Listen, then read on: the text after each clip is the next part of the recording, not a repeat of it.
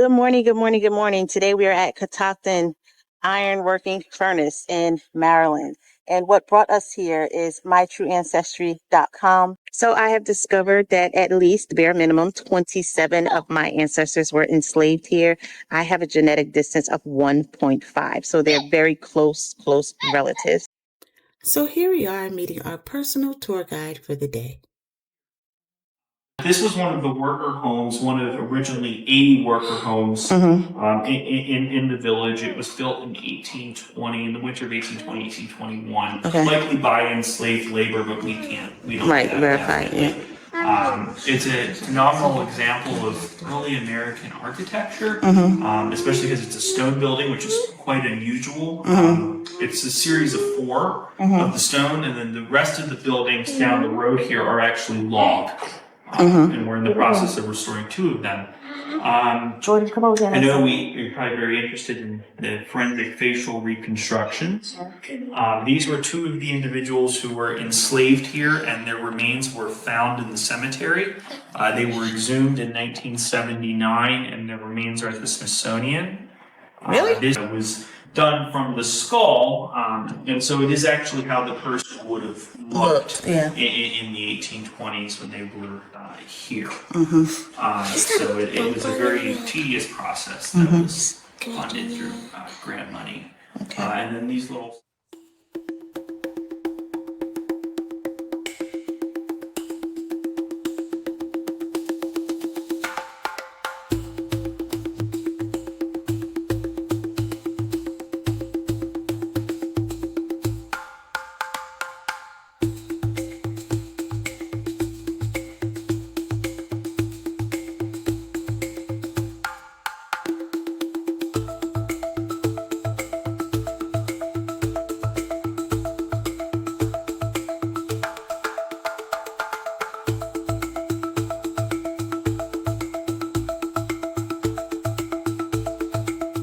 It's an old man that was bent over. Yeah, but he had the compressed spine. Right. It would have appeared very similar to, it would have appeared very similar to scoliosis, but it was, of course, not scoliosis. It was from compression.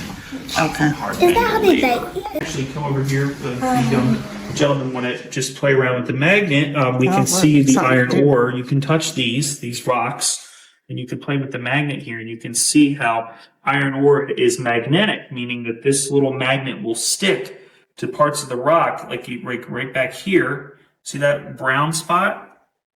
Yeah, it's magnetic. So this is what would have been dug up from the ground. These are different samples from the areas in Maryland. This would have been harvested actually right behind the museum here where the highway is now. And the iron ore sits very close to the surface, so you don't have a normal mine. We would harvest about 9,000 tons a day for production. And production at the turn of the century really only happened during the spring and in the early fall when the creek would be running, because the creek would run dry in the summer and would freeze in the winter time.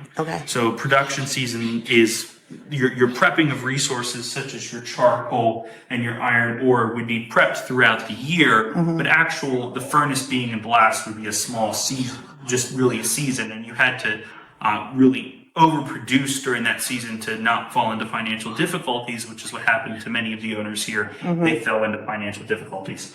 You would also harvest limestone that would be added into the iron making process. This is the final product. This is called pig iron. It gets its name, and you can touch this, boys. It gets its name because as it comes off of the furnace, when it comes out of the furnace, it goes into channels on the ground, which we can see at the furnace, and it looks like it's a pig suckling off its mother. And so that's how it gets the name pig iron. And then this is other things that would be used is the smelting ladle. The smelting ladle would be... Try this one. Go ahead. Isn't that cool? You would take a liquid iron at 3,200, and you can imagine all you would have is this metal object, and it's a straight metal object. So through conduction, it would get very hot, and all you would have is leather gloves to protect yourself from it. So it's a little heavy. You can see how it's a little heavy, eh? I'm strong. Yeah, you are. Look at that. He's got it. So you can imagine. So what's the difference between cast iron and pig iron? So cast iron is what if you were to take. So there's a slight difference in the carbon content because cast iron might be double heated, but typically when we refer to cast iron here, it's those small samples that come off of the main main furnace. So instead of going into these pig iron logs, it would go into a foundry mold, and there's an example of a foundry mold over here that you would create your shapes with for your wood stoves or other products. Right. So if you can imagine, this would be an inverted, so it would be upside down image of a wooden mold. And this would be pressed into sand clay mixture, and then your hot iron ore would be poured into it. So that's why many of the wood stoves over here have the same master designs. Okay. Is because they're the same master mold. And so the oldest we know of in the world, both of them are in our collection. Okay. The other one's a Franklin stove. This one is the Bryn stove, and so this would have been made in the 1820s. These would have been made significantly later in the 1850s. But you can notice the difference that they're the same, but the difference is here they added a little plate where it says P.F. Fitzhugh, and this says John Bryn. So it's the same master mold that would be used, but the new owner's name was placed over the old one. Right. So it says P.F. Fitzhugh, and then this one says John Bryn. Okay. Yeah. But this is real clothing. Okay. Look, this is a real close From the 1890s. It's worker clothing, so actual people would have wore these when they worked here, and they placed it in the top part of the house down the street. Okay. We think likely for insulation, but this had been heavily worn at this point and mended, and so now it's no longer able to be worn. But worker clothing is really, really rare to find. Yeah. So, it's been very. We found 6 boxes full of it.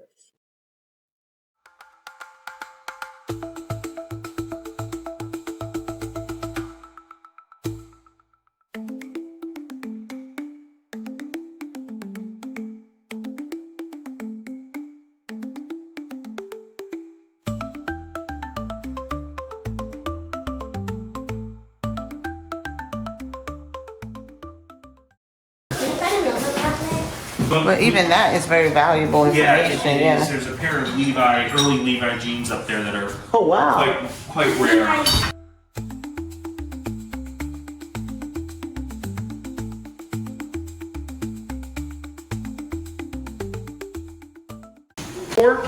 Come here, boys. Do you know what this is for? Cooking. Not quite. What do you think it's for, other than cooking? I'm making dough. Oh, wait, mixing. It is for mixing something. It's for melting candle wax. So you put this on your stove, and you'd put your natural wax in here, and it would melt it. It kind of blends it, but you then take this, and it would you melt it nice and easy because it's very old. And you would pour it in your candle molds. There's an example of a candle mold on the window. That you then use for your light. Really neat experience. Then, boys, you can come over here and see these. This is a cool little thing. All of these artifacts here on the floor were 1820 to 2000. Toys? There are some toys. There's shoes and toys and teeth and knives and blackboards and all kinds of things that we found. Yeah. Like under the porch? Cool. No, in the crawl space.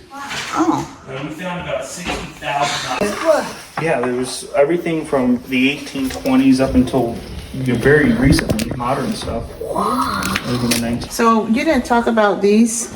We've seen them before in. Have been historically accurate for the 1800s, early 1800s.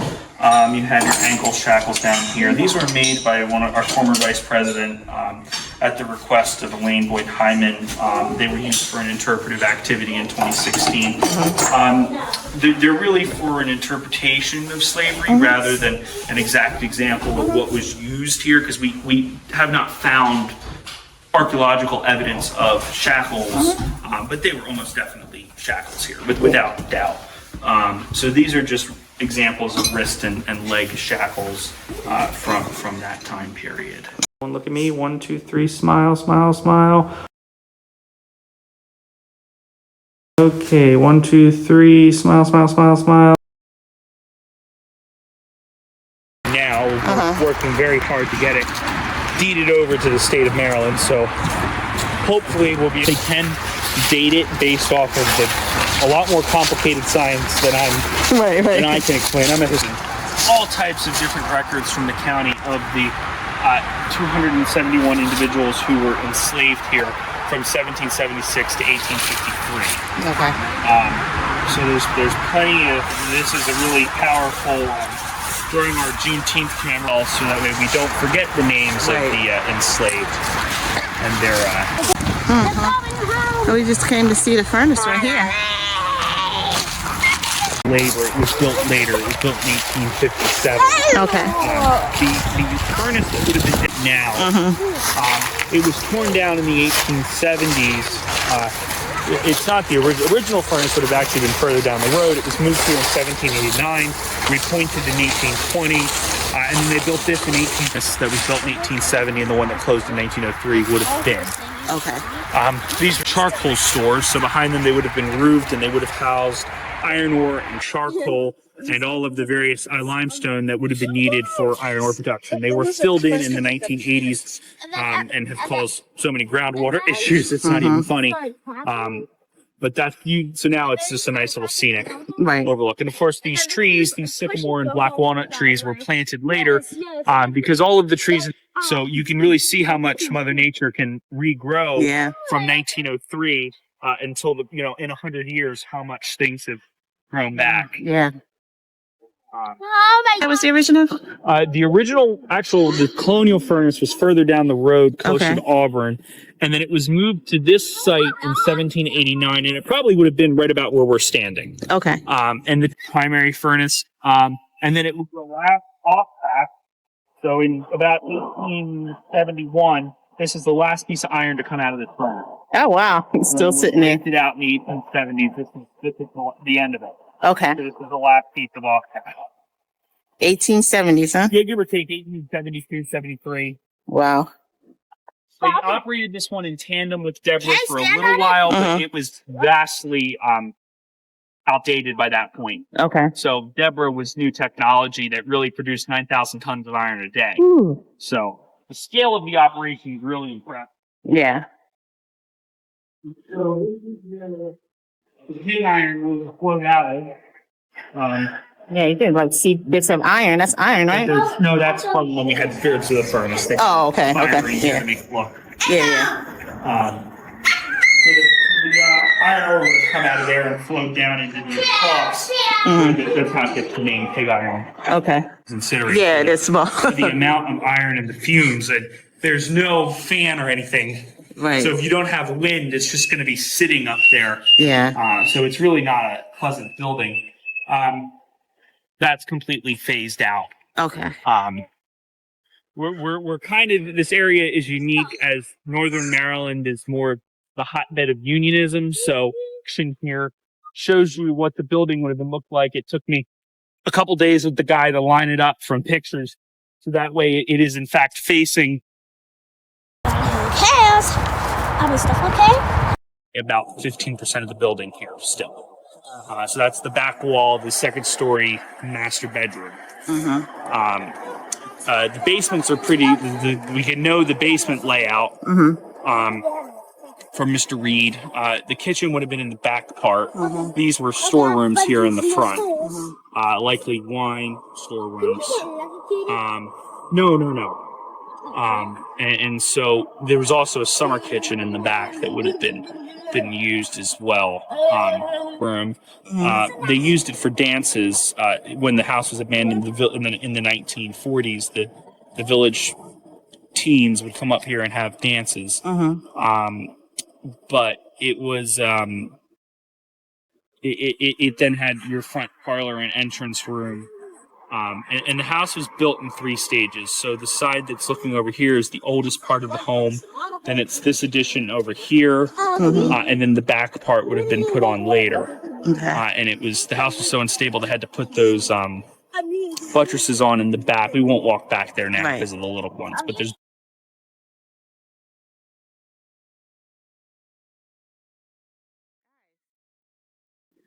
It was published in the 1970s called Coal, Iron, and Slaves. The guy's name is slipping my head, but it's about a 500-page account of industrial slavery. And it's really the premier account, and not a lot has really been done on the subject since then. And it's really due for a revival amongst academics anyway,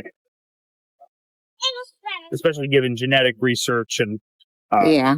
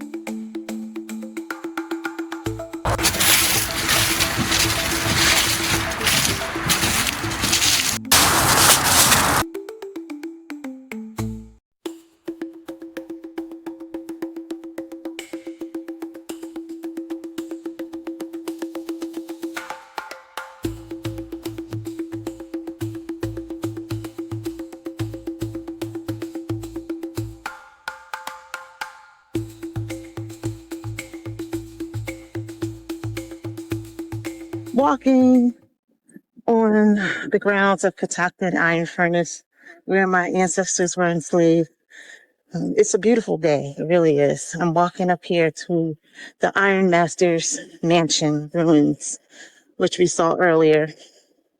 This house had 13 bedrooms, 3 stories, ballroom dance rooms in the front, big kitchen in the back.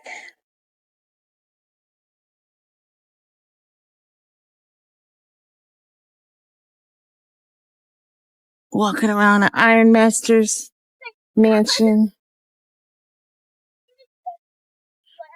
Okay. The furnace is right there. You see it in the distance. So this house was a gorgeous house, but from what I'm told, it wasn't really pleasant to live here because the smoke from the furnace was constant and you would always be engulfed in that smoke. It's very close, right there. The slave quarters were across the street. Well, it was a buggy road then. It wasn't really a street, but it was nearby as well. Very thick woods and shrubs here. You got to be careful walking and things like that. I just wanted to see the back because the current preservation, what they're doing now is preserving this back wall. I guess it's not stable.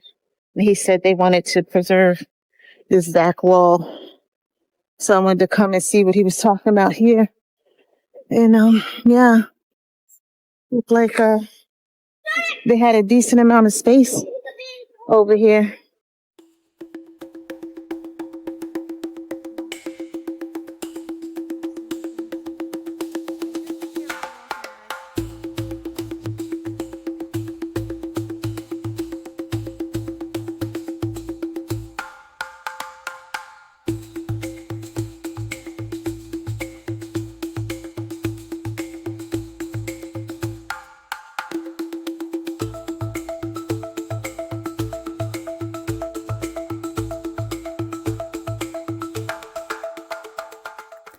At Catoctin's forge, where fires roar, bound in chains upon this shore, our hands bleed iron, hearts wear scars, underneath those distant stars. The flames leap high, fierce and wild, yet dreams of freedom stay undefiled. Though I toil in sweat and pain, hope in my heart still remains. For my children born of night will one day rise to claim the light. Though bound today, their spirits soar. Through chains they'll walk through freedom's door. I tell them tales of lands untamed, where none are bought, where none are named. Where feet will tread on free soil's ground, no iron shackles to be found. In dreams I see them strong and wise, beyond these hills, beneath blue skies. A song of freedom on their breath, triumphant over the grip of death. So here I stand, and here I burn, with faith that tides of time will turn. And what we bear, the weight we see, will yield one day to liberty. For though today I may not see, tomorrow's dawn is theirs to be. Beyond the furnace, chains undone, my children free beneath the sun.